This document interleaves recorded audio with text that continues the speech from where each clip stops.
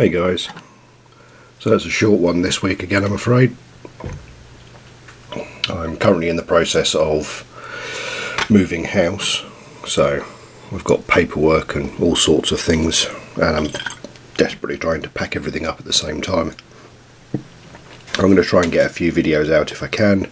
What I'm going to attempt to do is produce a few over the weekend so that I can then upload those from work, and you guys won't be missing out. If that doesn't happen, there may be a short interlude between episodes, but in the meantime I'm going to paint up the highlights on the leaves on a hair. And that noise in the background was my dog. So here we go. What I'm using is the same Ordic olive that I used previously, and I'm mixing it up with some sulfuric yellow. This is a sort of yellowish colour.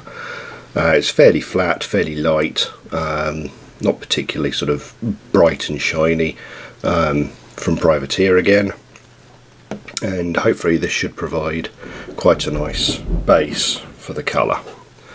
Quite a nice highlight even, because I'm going for the autumn look, the sort of the greens and the reds and the yellows and things like that, to give an autumny feel. So hopefully the yellow mixed in with the green will give that on the edge of the leaves. So pretty much what I'm doing is I'm just going to paint in the very edge of each of the leaves if I can. Obviously these things are minute. It's a hard enough job painting these things. I can't imagine how long it took the sculptor to actually sculpt each of these. I'm sure, much like painting, there's tricks to sculpting.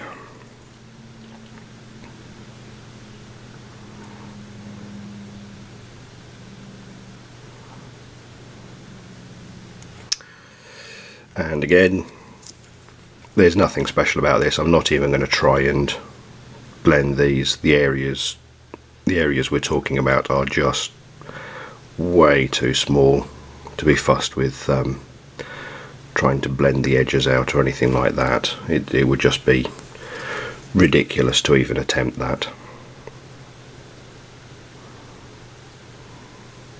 I'm fairly sure people have, though.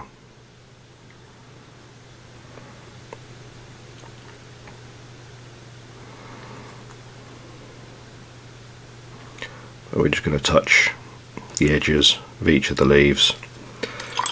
I'm hoping you can see a difference already. Looks like, yeah, there you go. There you can see a good difference already appearing.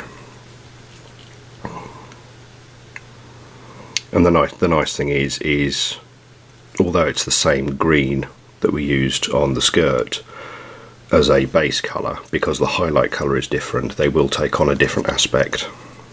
Now these ones down here, sort of in this kind of area, I'm not too fussed about highlighting because they are well and truly in shadow behind her. If you look down on the miniature like that, you can't see any of them. They are well and truly sort of in that curve, in the concave area, so you've got the light sort of coming down from above and it's going to completely miss those sections. Those sections are not in the highlight for the same reason that I did the highlights on the top of her head and not down there as well. So get the camera back in focus. So I'm going to put a bit on here and there, because what I'm going to do is put a second highlight of pretty much the pure yellow with a touch of the green, just to give it a tint of green. And we're going to come back in on the highest leaves and just touch the very edge of them.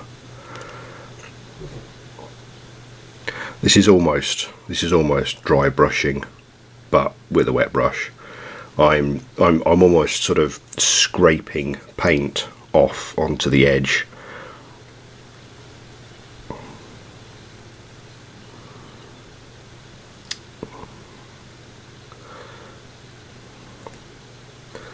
So as you can see, it just provides that little touch of highlight.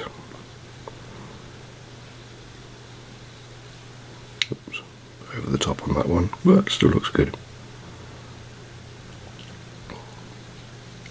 And that is the important thing after all.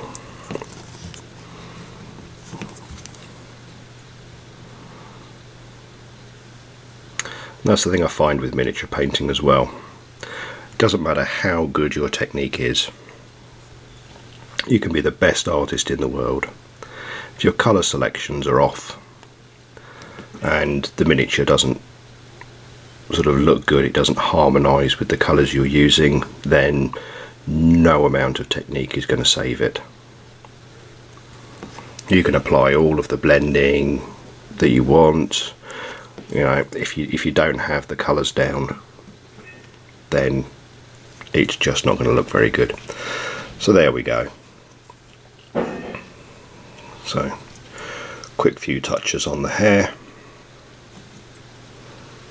and that's it. What I will probably do in later videos is put a black wash into these areas just to accentuate the depth of them a bit. But beyond that, I'll be doing a similar thing with all of the leaves on the base as well, and there are quite a lot of them. I'm not sure what colour I'm going to use as a sort of under colour for the base. I may well use a black actually, or a very dark brown, so that essentially it's got the shadow built into it. I don't like using washes. I never really have. I tend to find that they end up going places that you don't want it to go, and that's always a bad thing. So there you go, that's the leaves painted in, and again, they weren't blended at all because they're so small. I mean, that's a size, for reference, that's a size 0 brush. Okay, let's see, what else have I got I could use? Okay, well that's the text on a Vallejo model colour pot. So there you go, you can see these things. There you go, a fingernail as well. That's my index finger there. And you can see these things are absolutely tiny. I'd be surprised if they're a millimetre square, if that. So they're quite difficult to paint. I'm sitting probably 20 centimetres away. So they're quite tricky to actually sort of pick up and paint. But essentially the technique is fairly simple. If you take, say, the edge of my fingernail, essentially what I'm aiming to do is I'm not so much painting along the edge of it, I'm actually more sort of scraping paint off the brush. So it's almost sort of like dry brushing, but with a wet brush. With dry brushing, works quite well on fingerprints. If you can brush along your fingertip like that, and it only picks up the raised edges, then that's dry brushing.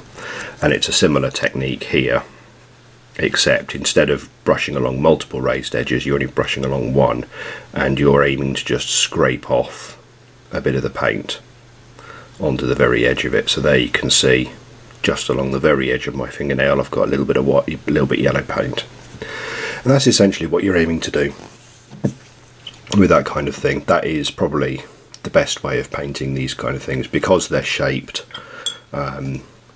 like leaves. They've got sort of, if you look on this one, they've got sort of the gap down the middle, and they're folded into a sort of V shape on either side, so they're sort of formed in that kind of shape, and they've got the sort of trench bit down the middle of the leaf.